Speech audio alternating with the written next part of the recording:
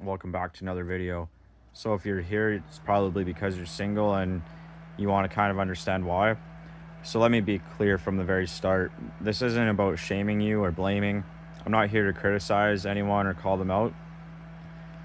I'm here because I've been where you are and I see the flaws in a broken culture that we're all kind of stuck in. I've been asked the same questions. Why does it always fall apart? Why does real love feel so far away? And the more I looked around, the more I realized sometimes it's not about what's out there, it's about what we haven't healed inside and realizing that we already have it inside of us. So here's one reason: mixed signals and contradictions that really affects relationships. Like maybe you say you want a relationship, but your actions whisper something else. Like, I'm sure that you crave stability, but you chase somebody who brings chaos. You ignore the person who texts back every time and wait on the one who leaves you on red. And then you're constantly chasing toxic cycles. You say you want honesty, but the moment someone gets too real, you shut down or pull away. Why is that? Maybe because love feels vulnerable. Because real love feels vulnerable, right? And like vulnerability can be terrifying if you've been hurt before and you don't want to put yourself out there too much. And that's great. Like the high standards are great. But if you reject every man for not being perfect, you might be avoiding intimacy like a lot more than you realize. And like love isn't a checklist. It's love, in my opinion, it's like a rhythm, a compromise, something that you grow together and you invest in one person like long term and growing with them. And here's my truth: I've met some powerful, beautiful women and they deserved love, but they didn't trust it. Like when I was there, and when I was being vulnerable. So it's not about like proving your worth. You already have that. It's about recognizing how you're standing in your own way sometimes. And I know that I do that a lot. So I'm kind of just like speaking from truth, not a blame game. It's kind of like self-realizing. So you got to be respectful and real. And maybe it's time to lower the walls a little bit.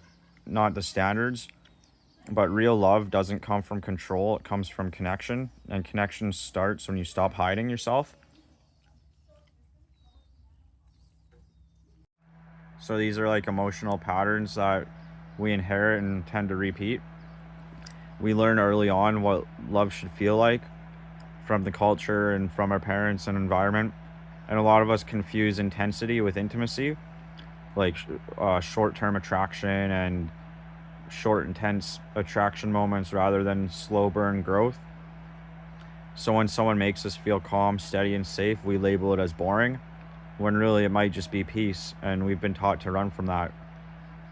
You might have high standards, and you deserve those, but if nobody ever seems to meet them, it might be worth asking, are high standards protecting your heart or preventing it from real connection?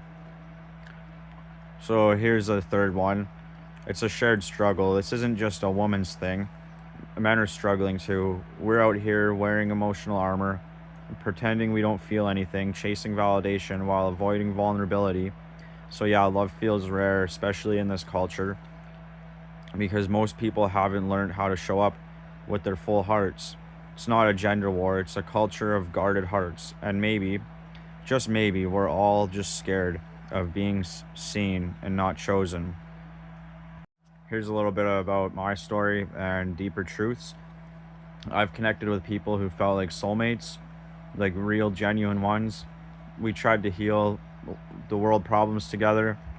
We dreamed of love that would shift systems, but the systems pushed back, and um, through distractions in our algorithms and manipulated our algorithms. And when they did, some mocked what was sacred. Still, I believe in that kind of sacred love, though. Maybe you felt it too, a connection so strong it left fingerprints on your soul. But when it got hard, when it got real, fear took the wheel. Maybe you hurt someone. Maybe you were the one who's hurt.